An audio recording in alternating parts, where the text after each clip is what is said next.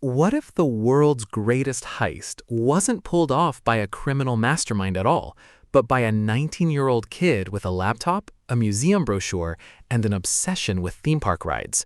That's not the opening line of a movie.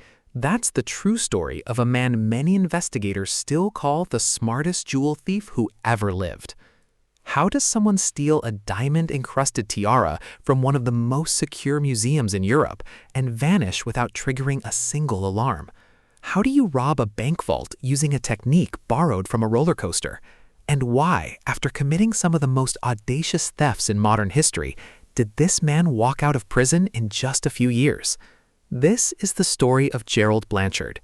To understand how he became a legend, you have to go back to where he started. Not in a vault, but in an amusement park.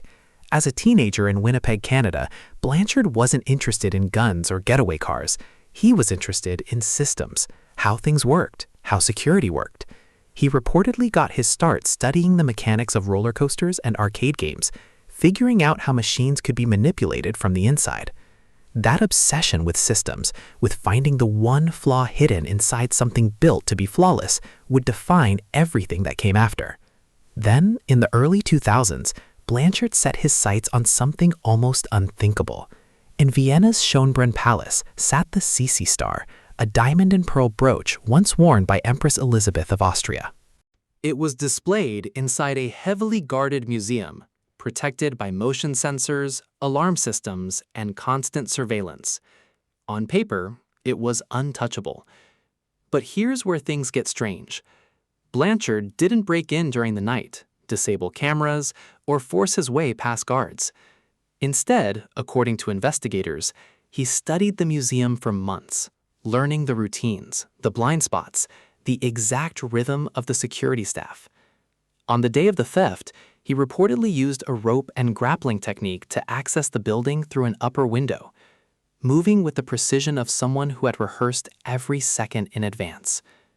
He got in, he took the Selfie star, and he got out without a single alarm going off. For years, Austrian police had no idea who had done it.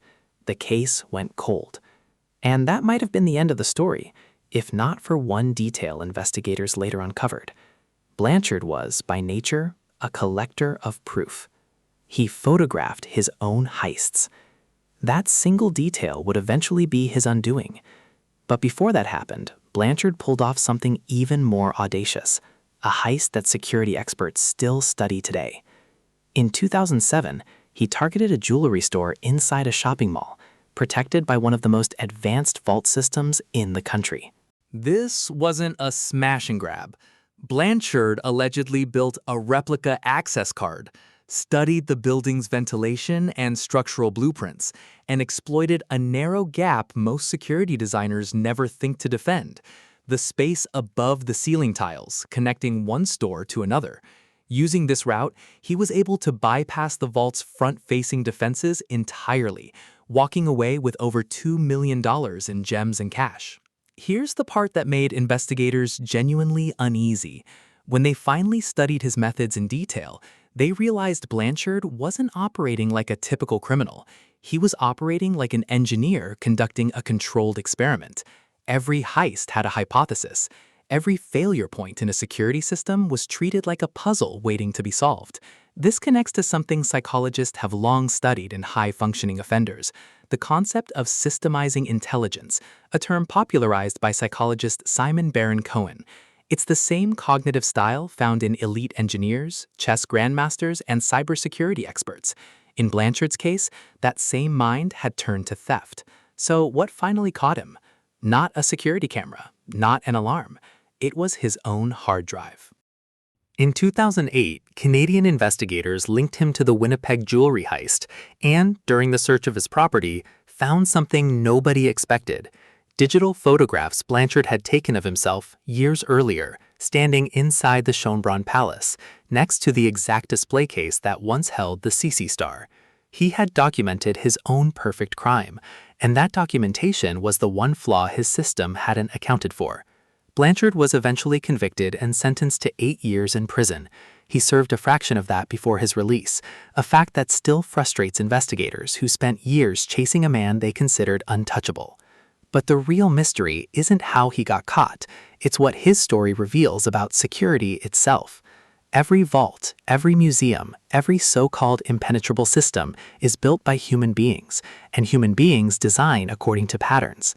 Blanchard's genius wasn't breaking rules, it was seeing the rules more clearly than the people who wrote them. Which raises an uncomfortable question. If a 19-year-old with no formal training could outthink institutional security, how many of the systems we trust today are truly secure? Or are they simply systems that haven't met the right mind yet? Blanchard didn't need brute force. He needed to understand something better than the people who built it. And maybe that's the most unsettling lesson of all. The strongest lock in the world means nothing against someone patient enough to study it longer than anyone else ever bothered to.